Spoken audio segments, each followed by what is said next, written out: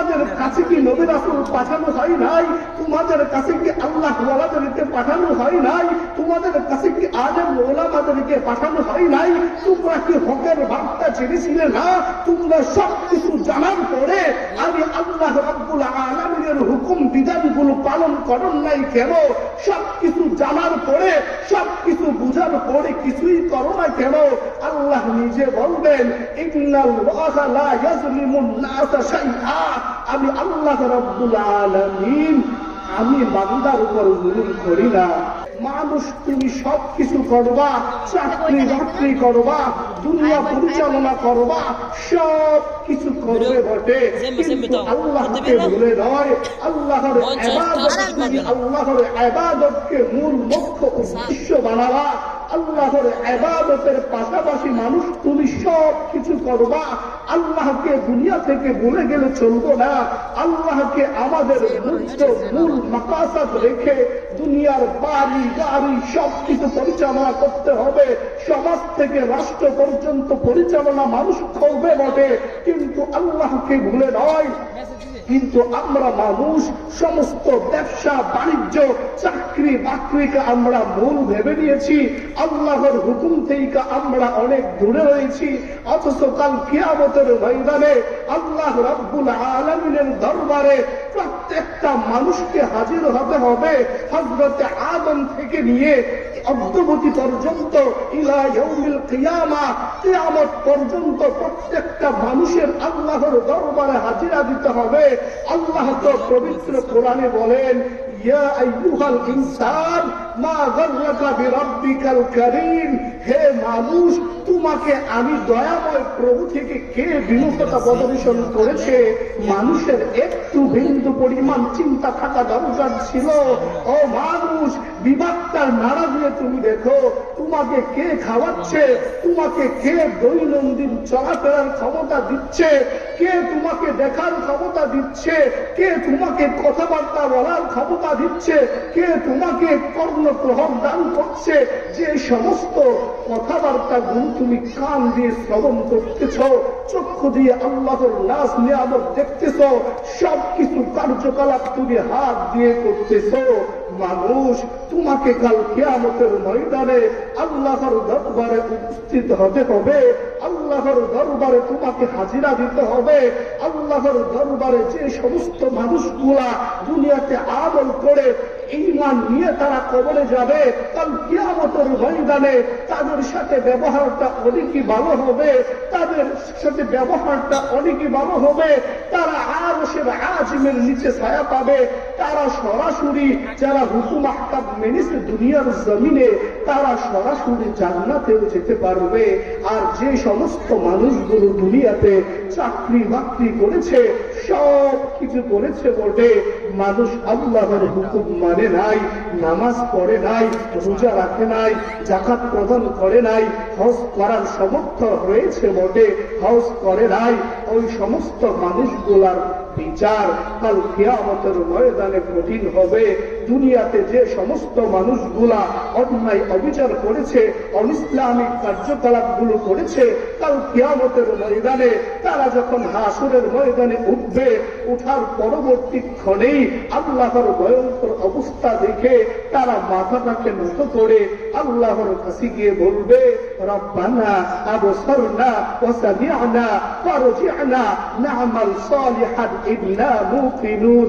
ও মালিক, হে আমাদের প্রভু, আমাদের সবকিছু বোঝা হয়ে গিয়েছে, আমাদের সবকিছু শ্রবণ করা হয়ে গিয়েছে, আমাদের সবকিছু দেখা হয়ে গিয়েছে। আবসারনা না'মাল সালিহান ইন্না কুন্না মুকিনুন। ও মালিক, আমাদেরকে আবার দুনিয়াতে পাঠাইয়া দেন, আবার একটা সুযোগ দেন, আমরা দুনিয়াতে এটা নেক আমল করে আসি, আমরা দুনিয়াতে এটা ভালো কাজ করে আসি। কাল্লাহ কাল্লাহ ওয়াল্লাহি, মানুষ তোমাকে আর দুনিয়াতে আসার সুযোগ দেওয়া হবে না। আরে দুনিয়াটা তো মানুষের আমল নামার কর্মক্ষেত মাত্র। তুমি যদি দুনিয়ার জমিনেই উদাহরণটা নিয়ে নাও, ভালো তুমি ক্ষেত পরিচর্যা করো, তুমি দুনিয়াতে ফসলটা ভালো পাইবা। দুনিয়াতে তুমি আমল আখলাক আমল যদি তোমার ভালো না হয় পশ্চিম কালেও তোমার পরজগৎটা ভালো হবে না। আল্লাহর নবী হাদিসের মধ্যে স্পষ্ট বলতেছেন, সাবাআতুন ইউযিল্লুহুমুল্লাহু ফি যিল্লিহি ইয়াওমা লা ইল্লা ইল্লা, 7 শ্রেণীর মানুষকে কাল কিয়ামতের ময়দানে আল্লাহ রাব্বুল আলামিন আরশের নিচে ছায়া দান করবেন, যে সমস্ত আরশের নিচে ছায়া ব্যতীত অন্য কোথাও ছায়া থাকবে না। কিয়ামতের অবস্থাটা অনেকই ভয়াবহ হবে, কিয়ামতের অবস্থাটা অনেকই বিভীষিকাময় হবে। কাল কিয়ামতের ময়দানে ওয়ালা তাসিরু ওয়াজিরাতু উযরা উখরা, কেউ কারো বোঝা গ্রহণ করবে না, কেউ কারো বোঝা গ্রহণ করবে না। কাল কিয়ামতের ময়দানে ভাই তার বোনকে চিনবে না, পিতা তার মেয়েকে চিনবে না, স্ত্রী তার স্বামীকে চিনবে না।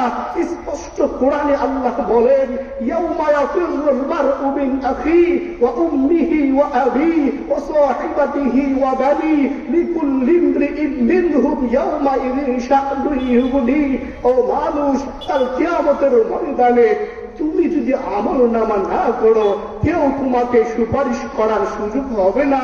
তোমার বোঝা তোমার নিজেরই গ্রহণ করতে হবে, যদিও সেটা নেকের বোঝা হয়, আর যদি গুনাহের বোঝা হয় সেটাও তোমাকে গ্রহণ করতে হবে।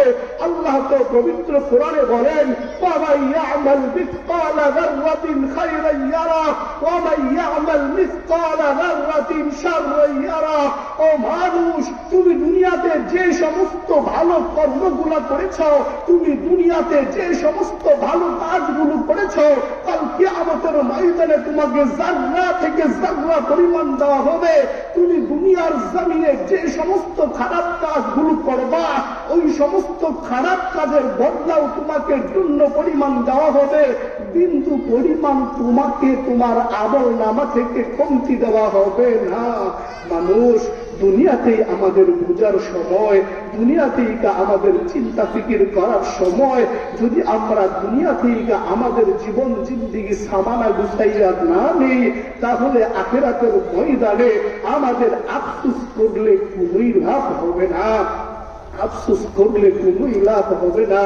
আমাদেরকে চিন্তা ফিকির করা লাগবে, আমরা কিসের জন্য এসেছি, দুনিয়াতে আমরা কি করতেছি, আমাদেরকে আল্লাহ কিসের জন্য পাঠিয়েছেন, আর দুনিয়াতে এসে এসে আমরা কি করতেছি, আল্লাহর নাফরমানি করতেছি নাকি আল্লাহর আদেশ এবং নবী আলাইহিস সালাতু ওয়াস সালামের হুকুম আহকামগুলো পঙ্খানু মানতেছি। যদি আমরা না মানি, কসম খুদার, কাল কিয়ামতের ময়দানে কঠিন মুহূর্তে আপনি আল্লাহর কাছে ধরা পড়ে যাবে। মানুষ, আমাদের চিন্তা ফিকির করা দরকার। আমরা রুজি রোজগার করতেছি, আমরা হালাল পথে উপার্জন করতেছি নাকি হারাম পথে উপার্জন করতেছি? আল্লাহর নবী স্পষ্ট বলেছেন, কাল কিয়ামতের ময়দানে তোমাকে 5টি প্রশ্নের জবাব দেওয়া লাগবে। লা তাজালু কদামা ইবনি আদম ইয়াউমাল কিয়ামাতি হাত্তা ইউসআলা আন 50। 5টি প্রশ্নের জবাব দেওয়া ছাড়া ইবনে আদম সন্তান কাল কিয়ামতের ময়দানে বিন্দু পরিমাণ পিছপা হতে পারবে না। 1 নাম্বার, আদ উমরিহি ফিমা আফনা, তুমি তোমার সারা জীবনটা কোন কাজে ব্যয় করেছো? জবাব দাও। আন শাবাবিহি ফিমা আবলা, তুমি তোমার যৌবন কালটাকে কোন কাজে ব্যয় করেছো? জবাব দাও। আন মালিহি ফিমা আল মালিহি মিন আইনা ইকতাসাবা, তুমি মাল ধন সম্পদ গুলো কোথা থেকে উপার্জন করছো? ওয়াফিমা আনফাকা, তুমি কোথায় মালগুলো খরচ করেছো? মাযা আলিমা ফিহি আমিলা, 5 নং প্রশ্ন করা হবে। তুমি দুনিয়াতে কতটুকু জিনিস জেনেছো, জানার উপরে তুমি আমল করেছো কিনা? যদি তুমি জানা অনুযায়ী আমল না করে থাকো, কসম খুদার, কাল কিয়ামতের ময়দানে তোমাকে জবাবদিহিতা করা হবে। নামাজ ফরজ ছিল, তুমি জেনেছিলা কিন্তু করো নাই কেন? রোজা ফরজ ছিল, তুমি রোজা রাখো নাই কেন? কাল কিয়ামতের ময়দানে যদি বলা হয়, তোমাদের কাছে কি নবী রাসূল আসে নাই? হাত্তা মুআযযিবিনা নাবাআতা রাসূলা,